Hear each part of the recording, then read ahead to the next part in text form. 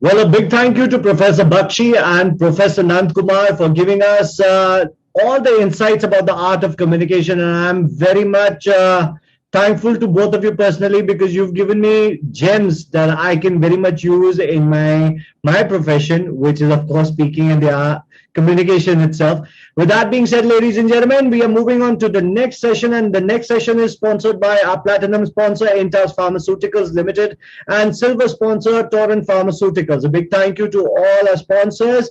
Now is the time, ladies and gentlemen, we talk about interpersonal relationships and emotional well-being. Well, this is also very important when it comes to communication because your interpersonal relationships and emotional well-being is the most important to even stand the nature and the creation of communicating with each and every one, because there has to be an art which has to be defined, redefined, and resolved and resolved again and again. Because as Bakshi sir was saying that, every communication starts from the point zero, just like every cricketer that comes on to batting is going to bat from zero in the now.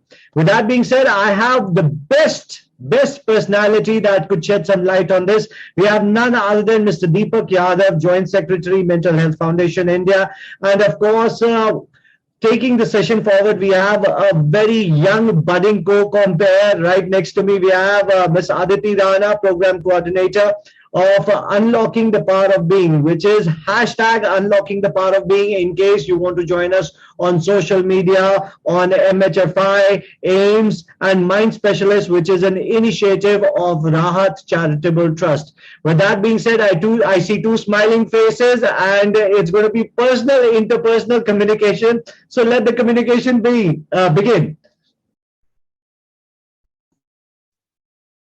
Thank you so much, Anirudh. This has been a pleasure. And thank you so much, Deepak sir, for being present with us today. So Mr. Deepak Yadav is a social scientist by training, and he's presently working with National Drug Dependence Treatment Center, All India Institute of Medical Sciences, New Delhi. He has also held the position as an advisor with WHO and as the co-investigator in UNODC projects. He is the WHO certified trainer in assist linked brief intervention and has developed manuals of brief intervention and psychosocial intervention for management of substance abuse. He was a member of team of investigators for development of WHO e-health portal for managing alcohol use. And he is also a meditation teacher and practitioner since the last 14 years. Welcome, sir, and over to you. Thank you, Aditi. And thank you, Anirudh, to you also to setting the tone. And Aditi, especially, I would like to take this opportunity to thank all the organizers, Mental Health Foundation of India, All India Institute of Medical Sciences, and RAHAT Trust for having me here and giving me this opportunity to talk about or to deliberate about two very, very crucially important aspect of humanity, that is well-being and interpersonal relationship. The topics are vast, right? So I've tried to limit myself to the best of my knowledge, and I hope I'll do justice with the topic. Thank you very much.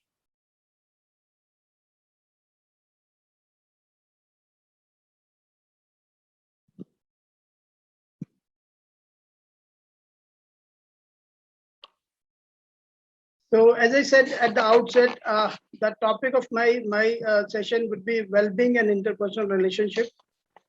And I've limited myself to the spiritual paradigm. I thought that will suit the theme of this 3 days program.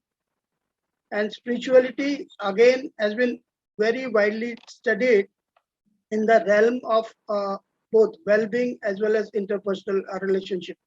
When we talk about well-being, it's a very, very vast topic, right? And there have been attempts to operationalize it, but still people are still developing and trying to operationalize it and arriving at the definition of well-being.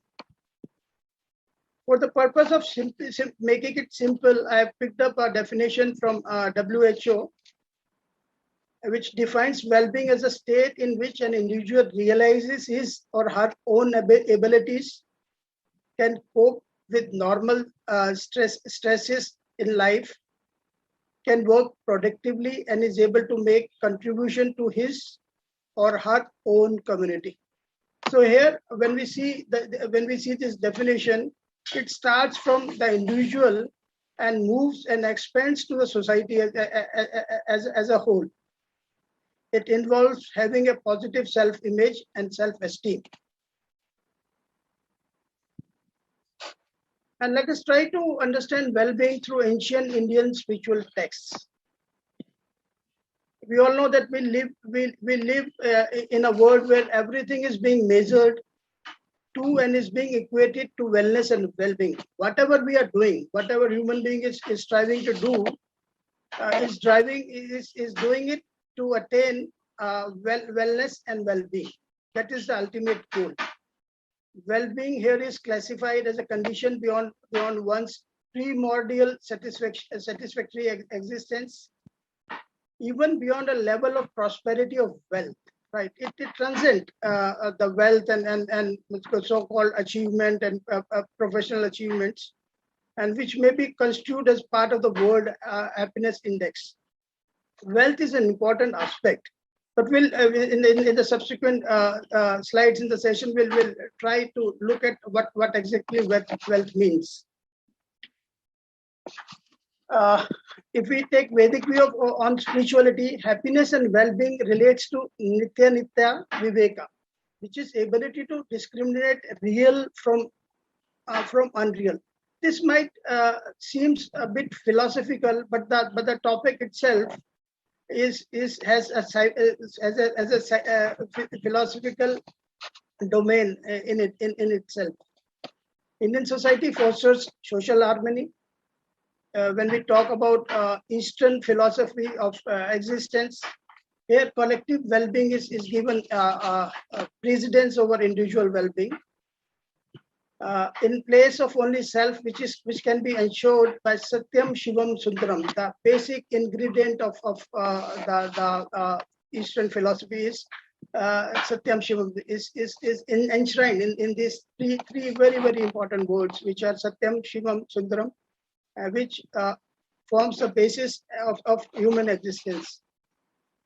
It is subjective in nature and depends on evolutionary status of consciousness. When I said it is subjective in nature, I again like to reiterate and re-emphasize the operational definition of it. And I also would like to highlight the relativity of this concept in terms of understanding this concept. In Hinduism, the purest form of happiness is considered as a divine quality. As I said earlier, that the ultimate goal of life, human life, is to achieve happiness. Whatever we are doing is towards achieving happiness. The essential nature of God is pure bliss, which is Ananda, which is said to be a billion of times greater than the best of human happiness or even of God's. His essential nature is also described as truth, consciousness, and bliss, which is Sat Chit Ananda, personified. In the Yoga Sutra, I'm sure all the audience would be knowing that Patanjali Yoga Sutra is a form of all the yogic philosophy, and it is one of the recommended book by WHO for prevention of mental and physical ailments. So here Maharishi Patanjali suggested that happiness or freedom from suffering arises in a silent mind that is free from modification, which is called as vrittis, and duality. He listed 5 kinds of modifications from which the mind needs to be disengaged, and which are right knowledge, wrong knowledge, imagination, memory, and sleep. So these are the 5 modifications which have been suggested by Patanjali Yoga Sutra and has been recommended as to human beings to disengage from these. So let us try and understand that every aspect of life, even the good ones signified here as right knowledge, disturbs oneself in way as long as you remain vulnerable to such disturbances. So he highlighted that it is not only the wrong knowledge, even the right knowledge disturbs the human psyche in some way. But important is to develop that resilience, that one is not vulnerable to such disturbances. We'll talk about how to develop those that resilience. Important to deal with those inner reactions of one's mind and remain calm in all situations. So mental calmness and silence has been given a prominence as the highest quality of being happy or attain well-being. And this is what the purpose of yoga is. Now they've talked about the science of science of well-being, and they've identified and talked about confidence to approach new situation and approach new people as an important sign of well-being. Having realistic optimism, avoiding constant self-blame, ability to set goals, and having positive self-image and self-esteem as sign of well-being. Anybody who possesses these or part of these can be said of living, can be said of having a positive well-being. Then another very important concept that I thought I should talk about is spirituality. Spirituality and religiosity have been found to be positive predictors of well-being. This is one area which has been studied extensively and has a more fairly good amount of evidence to suggest that spirituality plays an important role in both having in both wellness as well as having a healthy interpersonal relationship. There are a number of studies found a positive relationship between spirituality and well-being. People who show high religious and spiritual involvement tend to give more positive appraisal of their life, and that is an essential characteristics when we were talking about well-being, the ingredients of well-being. Having positive self-image and self-efficacy was one of the crucial aspect of well-being. And then let's move to improving well-being. How to improve one's well-being? So Vedic construct that postulate 6 prerequisite qualities of mind, and they've termed it as Shat Sampati. When I was talking about wealth, I was talking about the need to understand the real meaning of wealth in the background of ancient Hindu scriptures and Vedic knowledge. So they've recommended a term called Shat Sampati, and these 6 qualities, Shat Sampati means 6 qualities, are Sama, Dama, Titiksha, Uprati, Shraddha, and Samadhan. I'll go a little more in detail to describe these type of wealths or Shat Sampatis. When we talk about Sama is the tranquility, equanimity, and composure of mind. It is important wealth. Disappointment and tranquility are not coexistent. When one is equanimous, one is in tranquility, he will protect himself from getting disappointed. and expecting the unexpected rather than expecting the world outside to act as our expectation. So another very, very important postulate is accepting people and situation as they are. We cause a lot of burden to our emotions and our mind when we start thinking that why things are not moving according to me. But to attain well-being, it is important to expect that everything cannot be as per our expectations, and we have to develop the quality of accepting the people and things as they are. And second, very important type of wealth while describing Shat Sampati was Dhamma, which is self-restraint and control over one's senses.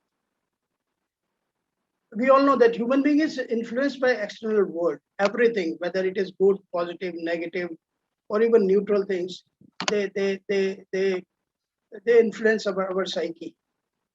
And if the mind is not trained properly, the senses becomes the driving forces for it and act to the whims and fancies of the senses. So it is important to teach discipline to the senses by using knowledge. So knowledge has been described as a tool which generates viveka, and which is our ability to discriminate. Then third important wealth that Patanjali Yoga Sutra or our scriptures talked about is titiksha, which is forbearance, which essentially means tolerance in thought, tolerance in word, and tolerance in deed. It teaches us endurance and to cope the pairs of opposites such as heat and cold, pleasure and pain. While describing it further, there was an interesting observation that the things which actually looks opposite are not opposite. In fact, they are complementary, which essentially means that if there is no low in our life, we cannot appreciate highs, right? So high and lows are there not as an opposite, but are there to complement each other. And then the fourth important wealth that has been described is uprati, which means enjoying anything that one does, even it is a small thing. It means to have a sense of enthusiasm in whatever you do. And when there is a lack of uprati, then there is dejectedness, no interest, and no enthusiasm. And we all know that one who does not have enthusiasm cannot create or invent anything. Uprati means to do everything wholeheartedly, finding joy and taking total interest in it. And mindfulness or meditation is an offshoot of this specific sampati that has been described in our scriptures. And then taking it forward, there is another kind of wealth which is shraddha, which means to adore something that one doesn't completely know. That is interesting. That one should learn or train one's mind to adore something that he doesn't completely know. One does not fully know it, yet he feels there is something wonderful about it and have a deep interest to know more about it. Right? You do not need to have faith in what you already know, because that is something that you know. Faith is always in something that you do not know, yet you feel a sense of connectivity to that unknown. And then samadhana, which means contentment. This is also a gift, a true wealth. A person who is content exuberates a certain sense of joy from deep within. He exudes certain positive vibrations that everybody else would love to have. And then another very important concept. I'm not going into detail because the time is limited. But I thought I'll touch upon the initial ingredients, and then it is for the audience to take it forward, right?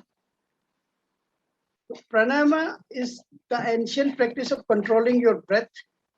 You control the timing, duration, and frequency of every breath and hold it. In Sanskrit, prana means life energy, and yama means to control or to house. And the goal of pranayama is to connect your body and your mind. When your body and mind is synchronized, then it's been described this is what is termed as the blissful state of mind. Taking the pranayama forward, we all know that breath has been given very high level of importance in terms of managing one's emotions, one's interaction, and one's state of mind. We all know that negative and positive emotions have an immediate effect on breathing. Every emotion has a corresponding breath. We would have observed it. Are revealing that when somebody is angry, it immediately changes his breathing pattern. When somebody is anxious, so for every emotion there is a specific kind of breath, which basically highlights the relationship between breath and our emotional or mental state. A revealing research study by Pierre Philippot showed that different emotional states are associated with distinct respiration patterns. Breathing changes like these have been recognized by Western science for many decades, though it was there in our scriptures. But now Western scientists have also discovered it. And a study titled "Influence of Emotions on Breathing" was published as late as in 1916 in Journal of Experimental Psychology. In it, Annie Flecky illustrated how strong emotions alters many of the most important characteristics of normal breathing. She noted that depending on the emotions, we may breathe faster, sigh, gasp, or even stop breathing altogether. So this is how our breath is related to our emotions. This finding is revolutionary.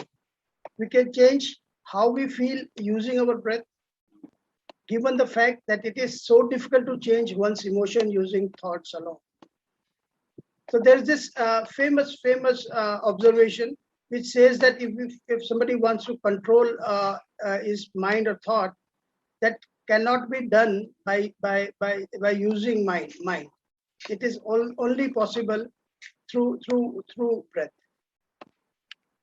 For example, try talking yourself out of intense anger or anxiety. It is not possible to talk it out to yourself when you are when somebody is experiencing intense anger or anxiety, and that is why we need to understand that it is only through breath that we can do that. Studies suggest that controlled yogic breathing has immediate and positive effect on psychological well-being, as well as on the physiological markers of well-being, such as blood pressure and heart rate. The long-term effect of daily breathing practices are even more pronounced by activating the part of our nervous system associated with resting and digesting, the parasympathetic nervous system. Breathing practices may train the body to be calmer. Studies have found that regular practicing, that with regular practice, breathing by regularly practicing breathing exercise lowers one's level of cortisol, which essentially is the stress hormone. Having lower level of this hormone may be indicative of an overall calmer state of being, which may translate into less reactivity in the face of inevitable life stressors. Then coming to the second important aspect of my session, that is on interpersonal relationship, I would like to quote two great philosophers and two great proponents and inventors of the yogic science. Great rishis like Ved Vyasa and Maharishi Patanjali have given us a clear roadmap for this evolutionary journey with the vital clues towards understanding both the internal as well as the external culturing processes of yoga. The cultural teaching of yoga help us become all one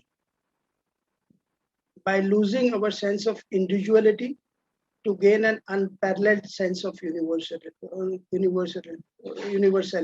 and which essentially is what is when we talk about interpersonal relationship. In our day-to-day personal and interpersonal social life, yoga has given us multitudes of tools, concepts, attitudes, and techniques through which we can attain inner contentment, leading to happiness and spiritual realization, while simultaneously creating harmony in all relationships. Basically, the philosophy of the Vedic philosophy gives very high importance towards improving oneself, right? And they believe that our inner world is our outer world is reflection of our inner world. If a person is happy from within, he can resonate and he can spread happiness around. But unless the person is happy himself, he cannot make others happy. All psychosocial qualities essential for healthy interpersonal relationship are cultivated when we live a life of yoga.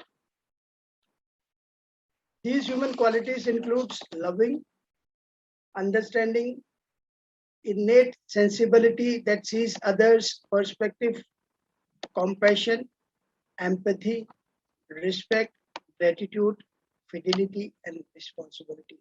All the modern concept of all the interpersonal interventions, interpersonal psychotherapeutic interventions, I would say that could have originated from these very old and very primordial literature. Another very important scripture when we are talking about how to improve interpersonal relationship, or when we talk about the qualities of a human being. So Bhagavad is Bhagavad Gita, which delineates qualities of spiritually healthy person in chapter 16.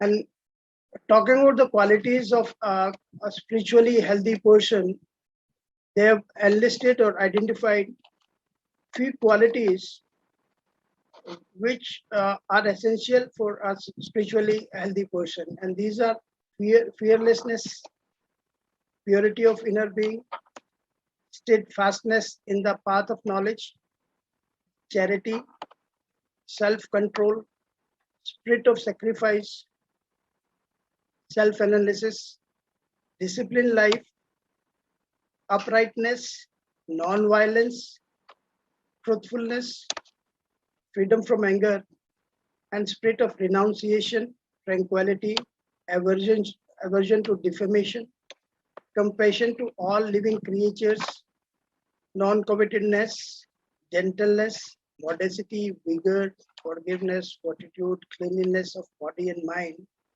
and freedom from malice and absence of pride.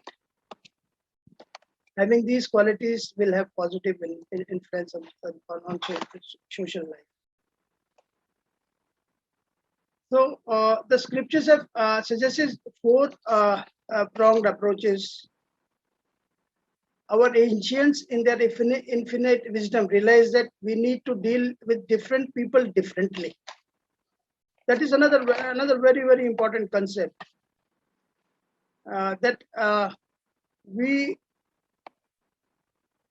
cannot deal with all kind of people, knowing that people are different. So they have prescribed or subscribed the four-pronged approach to deal with people. By this, they mean that some people can be held close, whereas with others an arm's length or even a 6 feet pole length is required. The rishis have codified a four-pronged approach to deal with different type of human personalities at different times and in different ways. Saint Tyagaraja, in his composition Sarasa, Sama, Dana, Veda, Danda, Chatura, described Lord Rama as the perfect example of human possessing these qualities of kingship and kinship both. The first of these four methods is known as Sama or Sama, and is the dealing with people using a sense of equanimity and treating them as equal in search of truth. This can only be applied with the noble ones and will be misused by others as seen in today's chaotic environment. The second method is Dana, which implies the affording of concessions toward those who are truly needy. This may be in the material, physical, mental, or emotional form, and is the giving of a bit of leeway that can help those who are in trouble to come up to par with others and then slowly develop into one who can be treated at sama level. So people at different stage, different place needs to be dealt differently. Then Veda is a third method and is a separation from troublesome elements in order to reduce the extent of the problem. When used in a proper and judicious manner, this can help many situations to normalize and prevent them from going from bad to worse. And the last is Danda, which in English literally means a punishment or minimal deterrent action through judicious punishment can be of use when we considering the holistic picture. The negative reinforcement can be a parallels to the contemporary or modern psychotherapeutic techniques to Danda. Now we'll talk about yogic concept for developing interpersonal relationship skills and well-being. So first, very important and very interesting concept is Vasudhaiva Kutumbakam. The whole world is one family. When one start deliberating upon it, one starts believing and practicing it, then it solves all the interpersonal relationship issues. Then Chaturvida Purusharthas, the four legitimate goals of life tell us how we can set legitimate goals in this life and work towards attaining them in the right way. Following our dharma to attain artha, which is material prosperity, kama, emotional prosperity, and finally the attainment of real goal of our life, that is moksha or spiritual prosperity. Then another very important concept which I came through while reading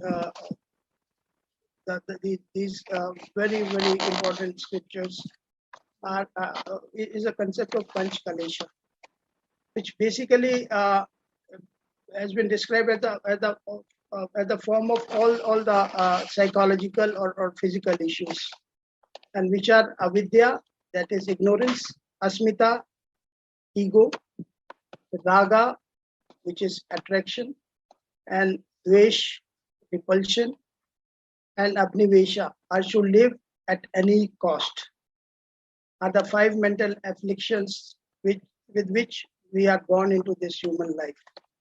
And through yoga, we can understand how these control our lives and see their efforts on our behavior.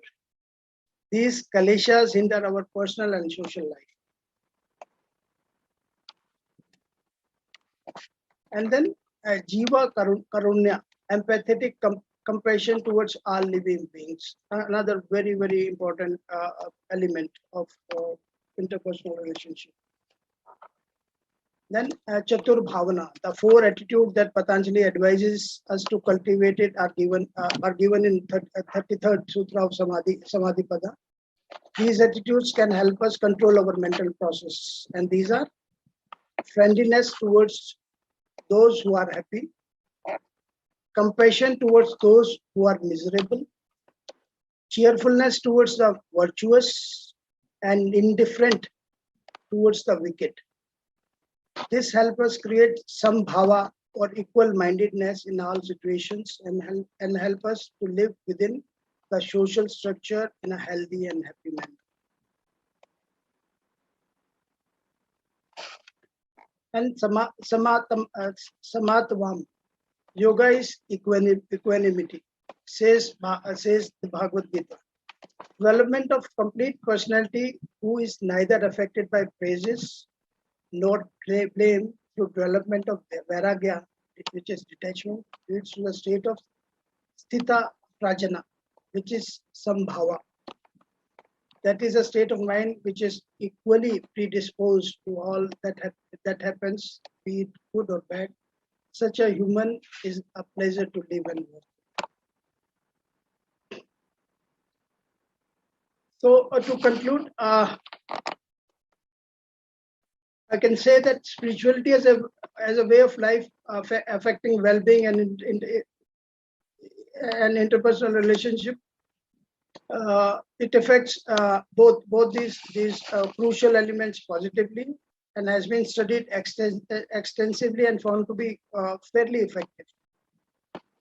And this is one of the approach. Let me clarify this, that this is not the only approach to improve upon both of this psychological essential psychological or mental health issues. But this is just one of the approach to address, and these are there are other equally effective approaches, and it is up to the person or his liking to pick up what he likes the best. And it's important to invest in self-improvement if one wishes to improve others. And last, we all know that human mind has immense power and needs to be unlocked, and there are many ways. What I described by elaborating upon Vedic philosophy or yogic lifestyle is one way of doing it, but it is important to work for oneself to be able to contribute more and contribute more happily. Thank you very much.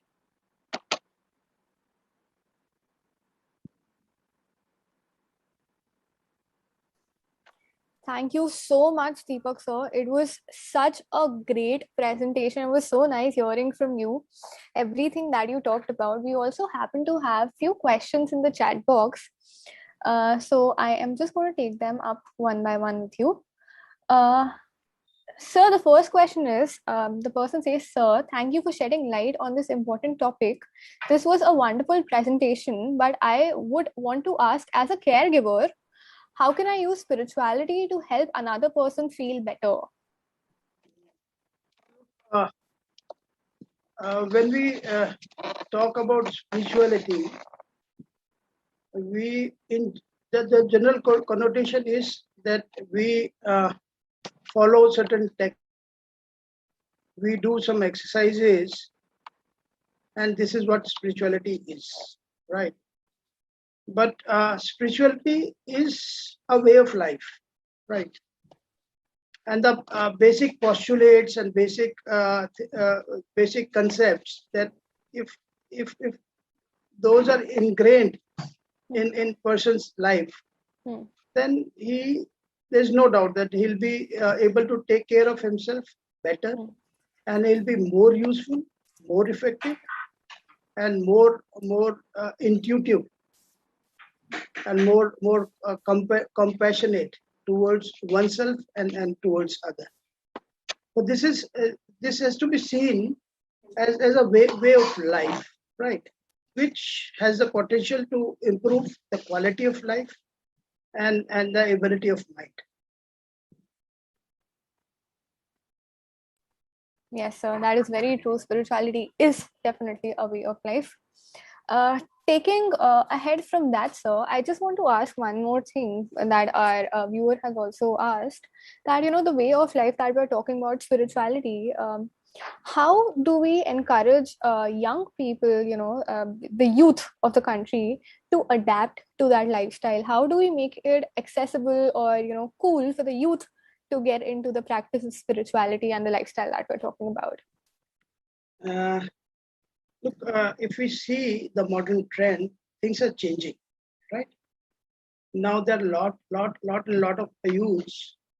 They are actually coming forward to learn and inculcate spirituality in their life. There are 2-3 reasons for that. One is that we talk about 10-15 years back, there was no evidence base. But with newer studies, newer research on this specific area, it's people are finding it more convincing to adapt to adopt this, right?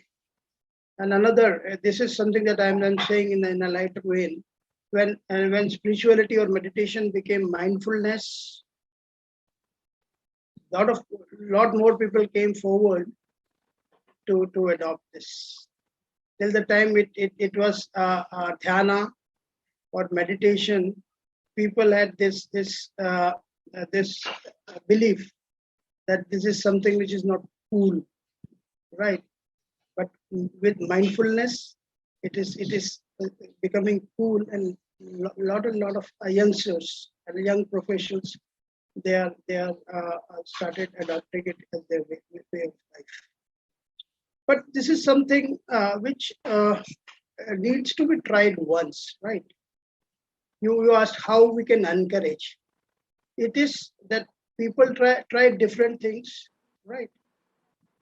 And this should also be done, even if it is done just to have an experience, right? And you'll definitely find a sizable number of people who would be attracted to this. It won't be accepted by all, but there is a sizable number of people who will definitely adopt this. We had this experience during lockdown while working for AIIMS Wellness Club, right? So we started this online program, which were based on spirituality for their well-being and all that. Those were difficult time, and especially for the residents working in that situation, that environment, right? In those conditions. So we as an offshoot, Dr. Anju was also talking about it. As a bucket of choices, as a menu of options. There were many options, right from sports, music, games, to workshops based on spirituality. And to our very pleasant surprise, there were lot of students who came forward and did the workshop, and they liked it, right? So it's time for spreading the information and knowledge about it and making it available, right? So if it is available, I'm sure that lot many people would like to experience it. True, sir. We are also, as you said, that until it was dhyana, it was not considered cool, and it has become mindfulness now. So again, it's trending. So that is very true. We are importing our own culture now. So yes, that is there. I have another question for you, sir, which is that India, as you mentioned earlier, is a collectivistic society, right? But what we have observed in the recent times is that India is moving from being a collectivist society to a more individualistic society. So that is another thing that we would want to know how that has impacted our mental health and our interpersonal relationships, and how can we use the techniques of, let's say, spirituality or the entire realm of it to work upon that. That is indicated by the figures of if you see the prevalence and prevalence rate of mental health related issues, right? So Eastern and Western philosophy are too different, and I'm not saying which is good and which is bad, right? But we are trained in a way that we are, as you said, that we are a collective society, right? And when we start alienating ourselves from that, and we were not made to that kind of a life, right? So that started creating a problem, and now people have started realizing, right? Realizing that one of the reason for all these issues, one reason is moving towards a more individualistic society, because mentally and culturally we are not prepared for that, right? Like if somebody who is from a country which has hot climate, if we send him to altogether a different climate, he will have problem, and he'll require time. Even sometimes it takes generations to start to get adapted to that particular thing, right? So we have to think that are we prepared to sacrifice generation to get adapted to a different culture altogether, or do we do something about it and try and bring about a balance, which is the current understanding, right? And people are now realizing this and have been adopting this. Yes, sir. So there is another question that one of the participants has asked, which is, how can meditation also be used to resolve conflicts with others as well as with your own self? So if you could please shed some light upon that, sir. When we talk about meditation, right? Meditation is basically an art of doing nothing, right? And it is also about bringing something that I talked in my presentation is equanimity, right? And you will find that at different time, with different mental state, we react to a same situation but differently, right? So that essentially highlights the role of our mental state, right? A person with a calmer mental state will approach and react to a situation differently than a person who is an agitated mind, right? So with an agitated mind, we are bound to get into conflicts, right? So it is important to work towards learning to balance and learning to our mind to accept which was not accepted by us, right? So by doing this, and look, meditation is a science, right? But more than science, it's an art, right? as you master on guitar, as you master on drums, likewise, you can master on controlling your mind, and the tool for that is meditation or the dhyana, right?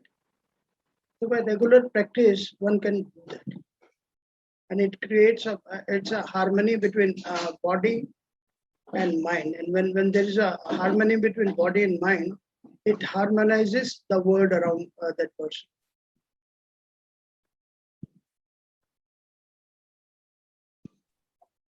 True, sir. Creating that balance.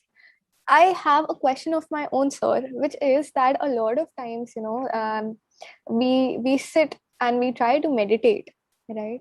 But as someone who is new to the art and science of meditation, it becomes very difficult to focus and just trying to really just experience that. So, as a practitioner of the same, what are your key points or suggestions that would help anyone who is a beginner and who's trying to meditate and get into it? Because just sitting and trying to control the thoughts as someone as new as me, that somehow does not happen. So what would be your suggestions for the same? Look, your problem or the problem with meditation is that people try to meditate, right? Unless and until you are acting or you are doing some action, you cannot meditate, right? Meditation cannot be done, it happens, right? So it is not concentration, right? It is not focusing on any object. It is about letting go of everything and accepting everything around you, right? And once a person does that, the meditation starts happening, right? So it is an important, it is an interesting art to learn and can be learned very easily, right?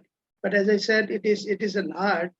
It requires practice. Nobody can perfect any art by knowing about it, right?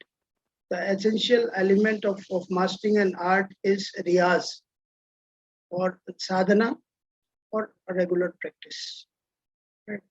But it starts happening, and it is a very blissful state to be in.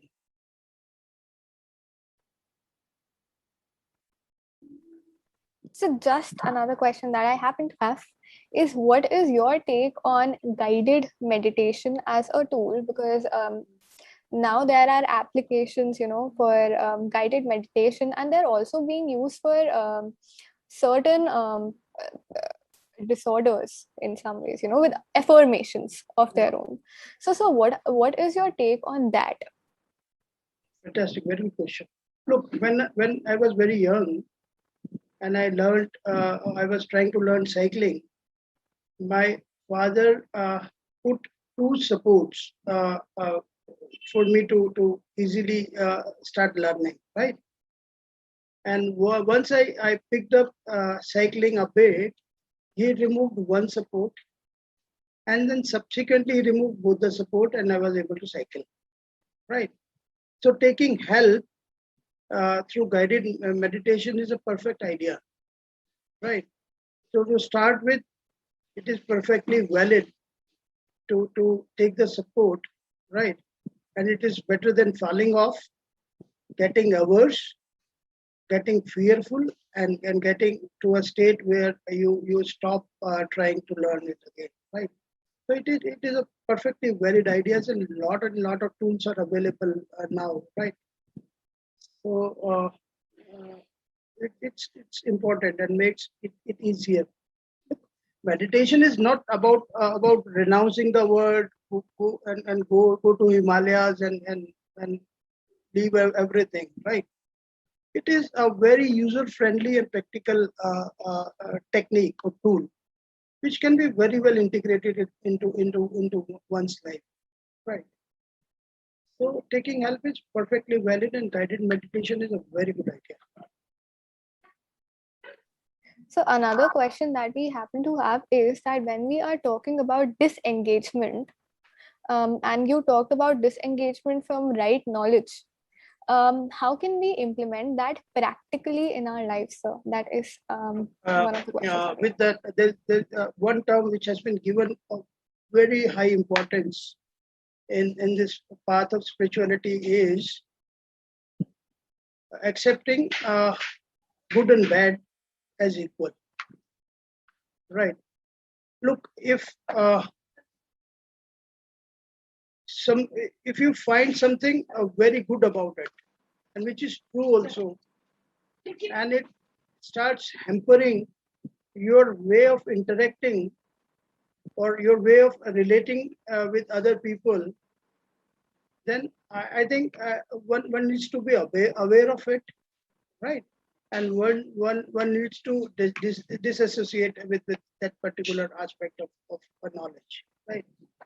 So they have put both good as well as bad knowledge on the same plate, right?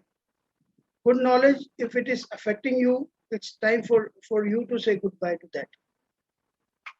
So you are more important than the amount of knowledge or the kind of knowledge that you are possessing, right? Further, they have described that everything or every knowledge is for human betterment, right? And if it is affecting you positively, perfect. But if it is bothering you, then it is time to start getting away from that. So this is what is meant by staying away or desisting from good as well as bad knowledge. So since you're working in NDDTC, there is another question that we have, that how can meditation, or has it been, if the research is already there or the work is already there, how can it be used to curb addiction, the problem of addiction that people have? So what is your take on that? What are your views? We know that addiction is a mental disorder, right? It's a disorder of a brain. And craving, relapse, pleasure, alternate high, right?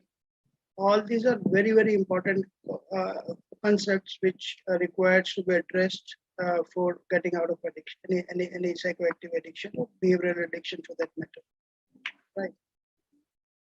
So having known, and there have been extensive amount of research on impact of meditation on one's thought, one's ability to control. Dr. Kishore was also talking about it. One's ability to control the thoughts. It is pleasurable, and as pleasurable as I highlighted in one of my slides, that it is also a very good alternate way of getting high, right? A very, very clean, organic way of getting high, right, and without any side effect. So if we see why people take any psychoactive substance for that matter, there are only two reasons why people take any psychoactive substance. One is to feel better, and other is to feel good, right? When I'm saying that one takes drug to feel better, that basically connotes that there is some struggle that is going in his life, and he thinks that by taking psychoactive substance he'll be able to cope with that. He'll be able to get out of it, right? Then other set of people are there who are leading a normal kind of life, but the tendency of human being is that ye dil mange more, right? They want something more fun, more high in life, and this is the second set of people who gets into taking any psychoactive substance, or get involved in behavioral and other kind of addictions, right? And there are studies which says that meditation can address both these issues. People can feel better by doing meditation, and people can feel good by meditating. Though it will not suit everyone, but those who get liking towards it, this is a perfect alternative. As a matter of recommendation, we do not recommend this to each and every patient that we see. But if there is a patient who has a liking towards this, and for him, this forms a very good alternative. Another alternative could be sports, music, or anything else for them. Thank you so much, sir. It was a very insightful session. It was totally lovely to hear everything that you shared with us. And definitely, I'm hoping that, more people are going to be encouraged to practice meditation now. With this, sir, I think we're going to close the session now. And thank you once again, sir. Thank you, Aditi. And thank you once again. Thanks to all the organizers. Thank you. And it was lovely to be with you in this session. Thank you.